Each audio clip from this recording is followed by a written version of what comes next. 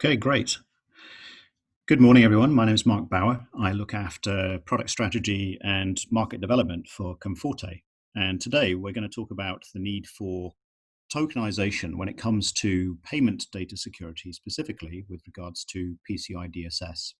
And of course, tokenization is a technology that's been around for a long time, but in a modern context, there are new ways to think about this technology to apply it to risk reduction and compliance control reduction as well. So let me just move forward. So today's presentation is to cover off really the current status of organizations today and in their digital transformation journey. It's a phrase that we've heard many times, and I'll look at how that is affected from a data security and risk standpoint.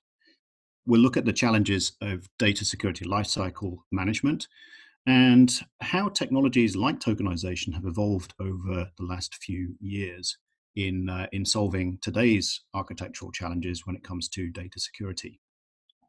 We'll talk through how to implement a successful data tokenization project and look at its role in unlocking these issues that might block digital transformation strategies, including things like the move to the cloud. So Comforte is an organization that's been quite successful in the data security and IT security landscape with over 500 clients, many of those in the very large financial and payment processing ecosystems. But most recently, we've also been working with clients solving problems with GDPR and CCPA. So what you'll hear about today is specifically around more PCI-oriented use cases, but certainly the technology of being able to discover, classify, protect, and monitor sensitive data is applicable to multiple different types of use cases. Comforte has also been instrumental in helping industry develop standards for tokenization, including the X9119 Part 2 standard. It's one of the few standards around the world that helps define tokenization and the security mechanisms and methods involved. So let's take a quick look at how organizations are approaching sensitive data governance with regard to digital transformation challenges, particularly through the lens of PCI. The landscape has changed over the last several years, and that includes architectural changes, compliance changes, new privacy regulations, and the need to maximize the utility and use and consumption of data that previously might have been something that you effectively wanted to get rid of. So if you look at the world of PCI in the last 10 years, for example, 10 years ago when the PCI standards started to emerge, tokenization evolved as a technology to reduce risk and scope. And the mantra back then was effectively get rid of the data you don't need to store. These days, when you're starting to think about your digital transformation and the assets that you have that enable you to compete and do new things, data is at the heart of that. And so you have to ask the question, do I want to balance my data collection versus giving away the process? And how do I make sure that I can get the maximum utility from data if it is sensitive in nature, particularly for under PCI DSS? PCI DSS 4.0 is emerging, and while this is on perhaps the more distant horizon, organizations are going to have to start thinking about this today. And that's a challenge when it comes to legacy PCI DSS technologies. PCI DSS 4.0 really pushes down the path of a much more continuous assessment and continuous risk management strategy, as opposed to where PCI started, which was very much point-in-time assessments. And of course, you can be compliant one day and potentially breach the next if you don't have a continuous risk strategy. The big problem too with PCI DSS legacy controls or legacy tokenization systems is they have inherent agility limitations. And that substantiates itself as technical debt to organizations that can impede moving to new, more agile architectures, which brings you to modern cloud native architectures. So in the last 5 years, we've seen container application architectures emerge, new types of stacks, new types of way to orchestrate and build applications, and organizations have gone through digital transformations at a fundamental level to allow them to be more agile, to compete with new startups, and to build and change to market conditions. The COVID-19 scenario is a great example of that, of a very difficult, unpredictable market change that's hugely systemic across the world. And so organizations are even now looking to accelerate further their ability to respond to either the market opportunity or changing market conditions with regards to risk and data. And agile methods are absolutely critical to that. And then on top of that, we have privacy regulations in addition to classic regulatory environments like PCI DSS. And this is putting new pressure on organizations to ask the question, can I stay compliant and utilize the sensitive data that I have in order to pivot, do new things, and adapt to market conditions? And several years ago, we saw big data emerge as a strategy in organizations to take what was previously siloed data, aggregate it into a single master utility-based repository to be able to run science and insights. And today, this has been transformed even further with higher scale data collection, artificial intelligence, and machine learning techniques, which can give organizations massive power, but can always be inhibited by sensitive data risks, and that's PCI as well as privacy regulations. And so at the end of the day, organizations have to really balance the need for a very clear data security governance strategy without giving up some of their most important engagement capabilities, like being able to work with customers at the point of payment, for instance, which if you outsource might be giving away the level of control that you need to basically balance that type of experience, as an example. So when we look at the data behind the challenges at a C-suite level, a very nice report that is very current is the Harvey Nash CIO report run by KPMG. So this looks at a large number of organizations around the world. It captures both the sentiment and the specific statistics on organizational risk when it comes to a number of factors, including data security and privacy. This is gathered from CIOs and takes a very top-down view of risks to business success and pivot and transformation. So when we look under the covers, it's clear that cyber attacks, while in the news almost every day, and we've become almost fatigued by the news, these are still huge problems. And there's a very strong feeling of vulnerability at the C-suite level in global organizations. Indeed, many have had major breaches. We've seen the Verizon data breach report, which annotates this in detail. But in this case, over 30% of organizations have had at least a major attack in the last 2 years. And the problem with that is it's both career limiting as well as highly disruptive. And at the same time, the kind of reaction controls people have to put in often limit the ability to utilize data. And that's actually a really big problem for organizations today, with 45% really looking at or are inhibited by not maximizing the value that they can get from data. So we have conflicting scenarios where you have information security technologies and methods which limit the use of data. People still feel vulnerable. We have a skills gap in handling the risk out there. And we also have the conflicting issue of privacy that starts to become an issue in impacting the ability to reach customers as well. And it's not just at a high level. The facts show the truth behind data breaches. On the one hand, the good news is technologies like tokenization and end-to-end encryption have seen a pattern of reducing risk in traditional PCI landscapes, so retail stores and in certain types of payment processing environments. So the technology works for sure. But when it comes to the current types of attacks, particularly in retail, the attacks have now shifted to online applications. And in fact, the data breach report, most recent one, the 2020 report, showed that around 24% of attacks were still in the cloud, 70% were for servers that were on premises, but the shift is largely to a combination of web type applications and human errors being the root cause. And when you start to think about digital transformation and adopting technologies like container environments, the level of complexity goes up exponentially. And the risk here of having a misconfigured cloud configuration that can lead to a data breach is very high. So again, this points to trying to avoid reliance on human types of controls and putting data security at the center of an information security strategy that's proven to reduce risk from the history of PCI in the retail space. So what is tokenization? For those that haven't seen this before, it's a simple concept that addresses the problem, the fundamental problem that we see in IT security strategies today.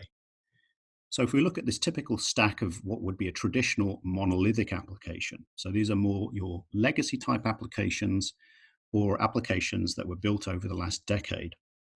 So you have disk storage at the bottom tier, possibly using disk encryption.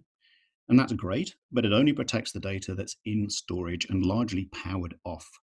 It's very probable that the laptop you're watching this on has disk encryption, yet you're seeing the data arrive on the screen in the clear and potentially at risk. The next tier up is file encryption. Above that, we have database encryption. So each of these layers may protect the data in its state in that system, but not protect it continuously as it's moved or consumed further up the stack. And as you get to the users, the user space usually in traditional applications presents clear data in memory, and that's a point of attack as well. So the problem is that you have this discontinuity of data protection, which is exploitable from malware. It's exploitable potentially from insiders, exploitable through vulnerabilities and accidents, and largely also very reliant on human behavior to configure all of these different layers as well. And that's where you have common access risk points and compliance vulnerabilities. So the notion of technologies like tokenization is to use what we call data-centric security to protect the data in all states as much as possible. So that includes data at rest, data in motion, and data in use. And if you can close those gaps, then you can close the risk. In a microservices or serverless architecture, this becomes even more complex because your applications may not exist in a specific static space at any one time. It may be an application that's today running in your own private cloud that's then bursting up into a public cloud environment.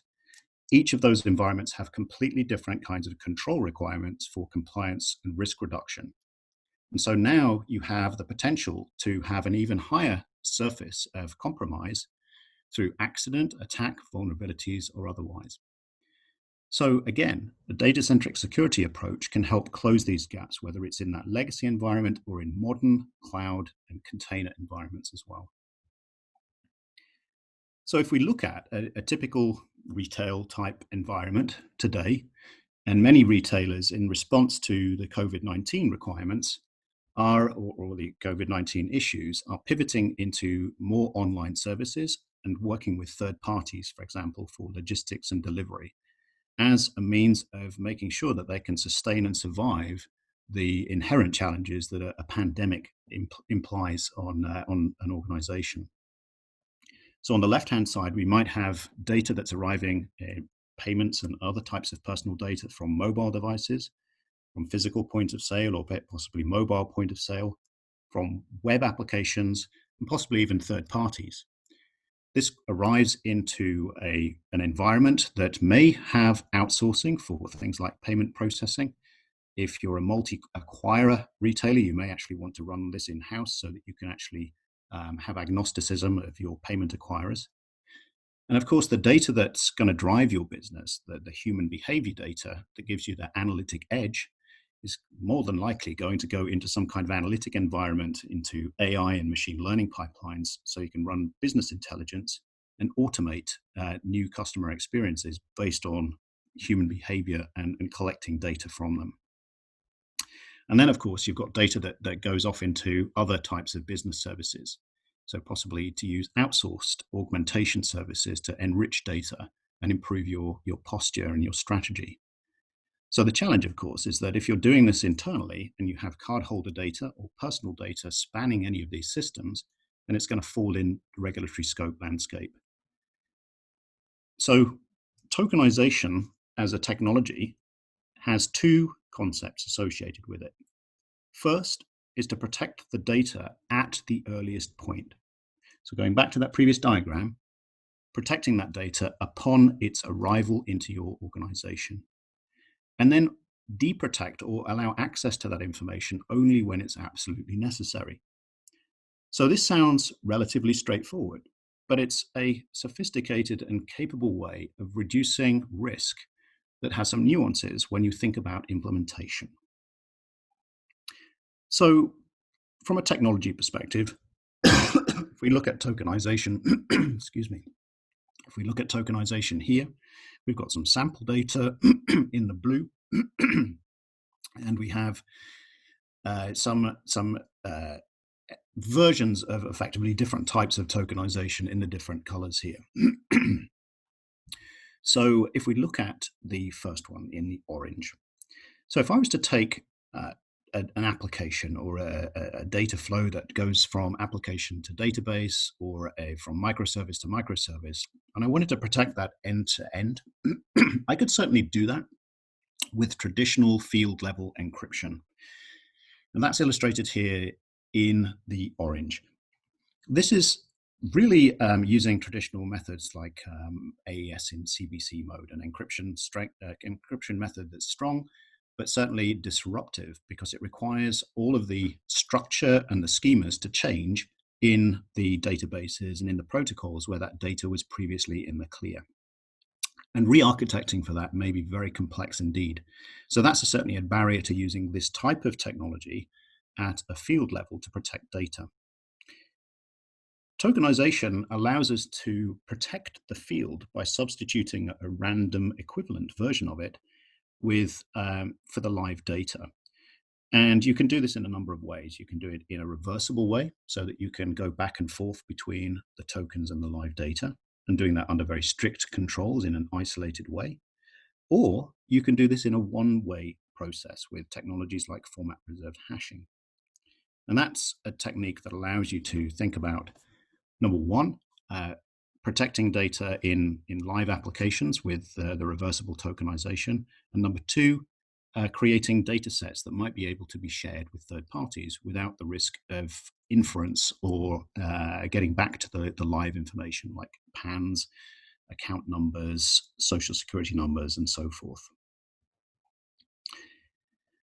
So while tokenization is clearly a way of replacing and substituting live data so that if it is compromised, attacked, lost by accident or by malicious insiders, the information that's stolen or leaked has no meaning or no relationship to the live information. And that can dramatically reduce your burden under privacy and data security compliance frameworks like Pci Dss. However, the problem with traditional tokenization has been that most organizations struggle to implement this in a timely manner across a fleet of applications or data processes, because largely this is done with API changes that require you to sometimes insert code into applications, recompile, retest, and release. But more importantly, possibly even re-architecting some applications that were perhaps poorly architected in the first instance. This is very common in legacy applications that have been developed over possibly 20, 30, or even 40 years, particularly in the payment space. So newer approaches to this start to use techniques that allow you to do tokenization in this more transparent sense without this burden of having to open up all of your applications and simultaneously make changes to them in order to realize the benefits and risk reduction properties across an ecosystem. And that could be monolithic applications or more modern service applications, service-based applications running in a container cloud environment.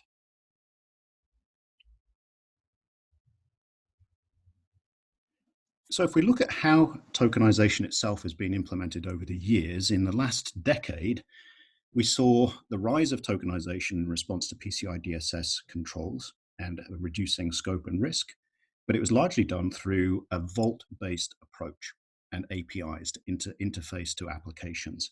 And by vault, it was essentially a database that consisted of columns of the live data and then random versions of that data mapped to it as the live data was applied for a random token to replace it. So you had this kind of back and forth to the database. The database would grow, and that might have been okay for narrow PCI use cases, but it always became the Achilles heel of scale, robustness, and uptime and reliability in an organization. Because trying to keep databases in sync, particularly across regions or across data centers in a transactional environment, can be complex even in the simplest case.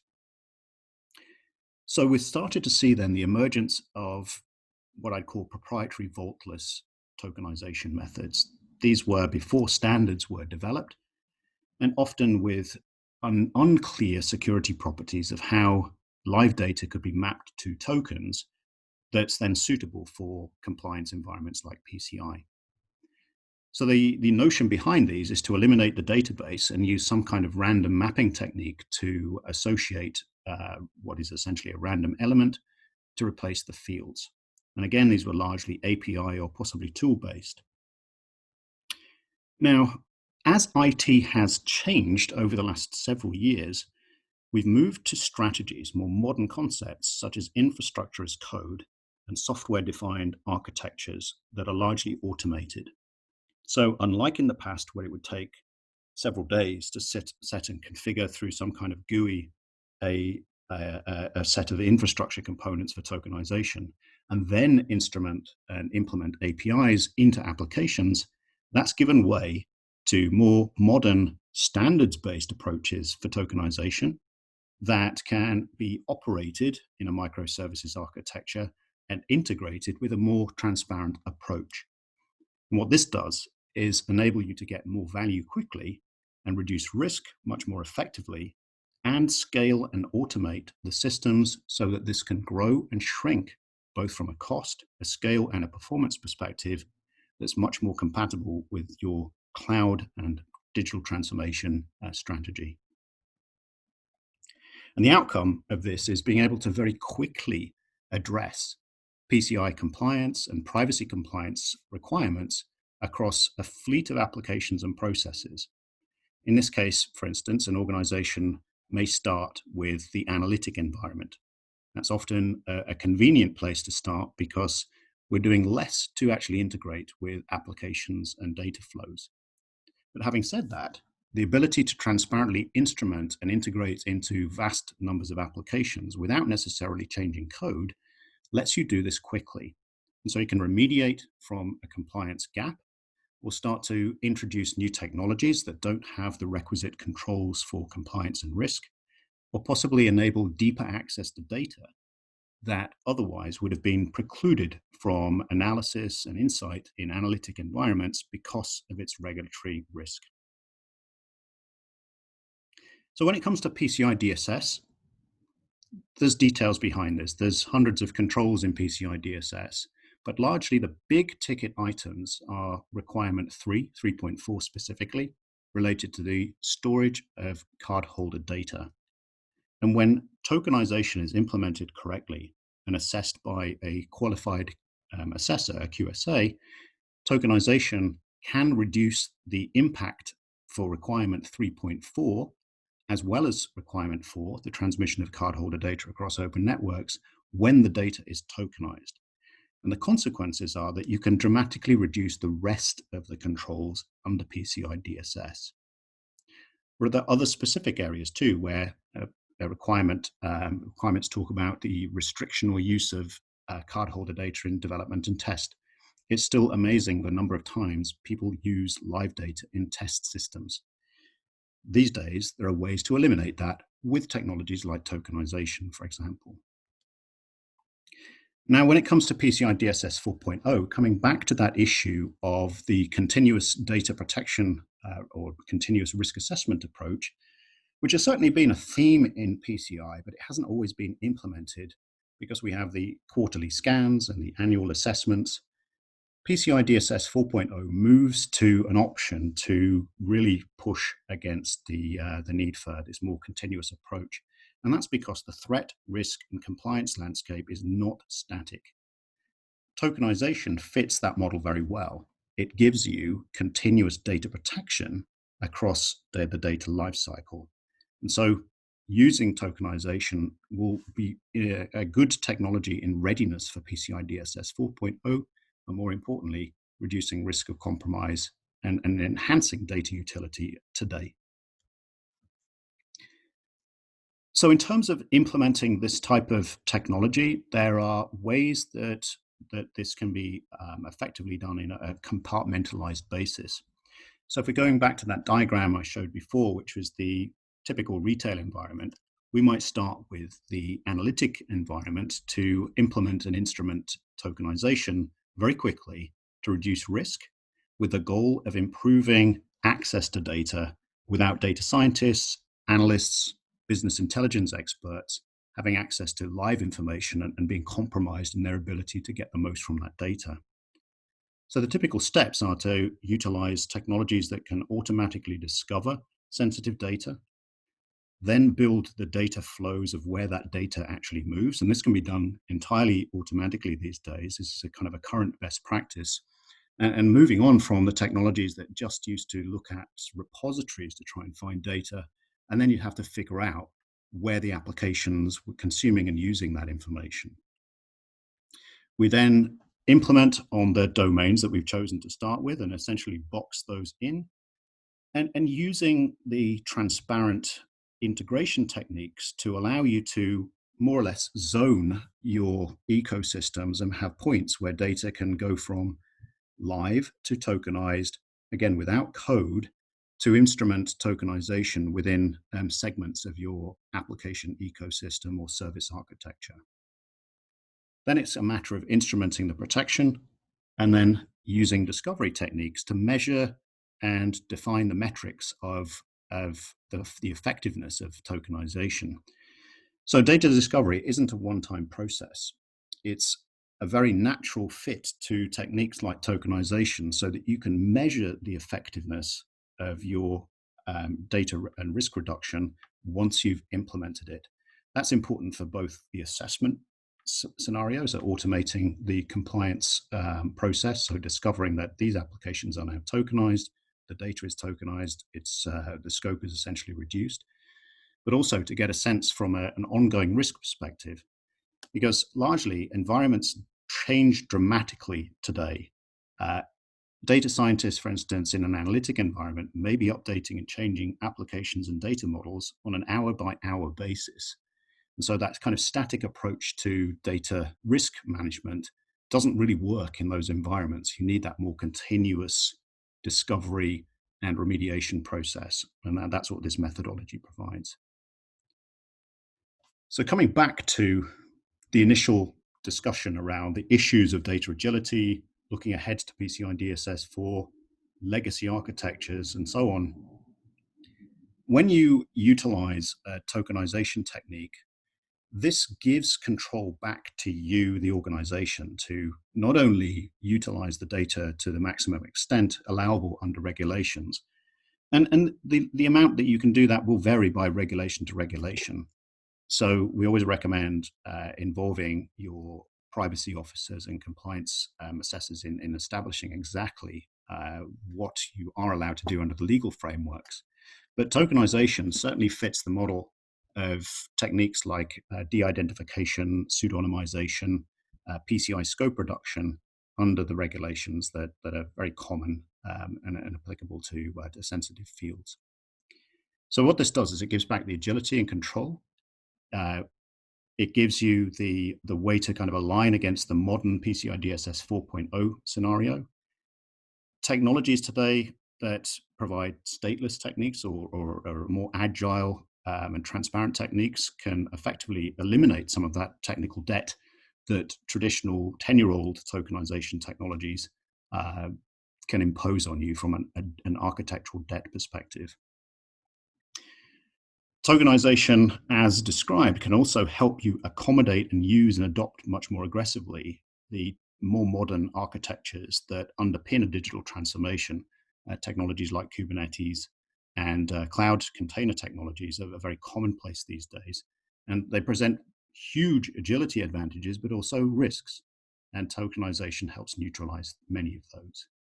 And then, of course, the combination of privacy and analytics is always in potential conflict. And tokenization technique can be applied for de-identification so that you can maximize information utility and perhaps underpin pivotal transformation in your business to new business models and new approaches to your clients. So that's it from me. I'm Mark Bauer. You can get in touch with Comforte at any of these contact points here, and we look forward to speaking to you soon.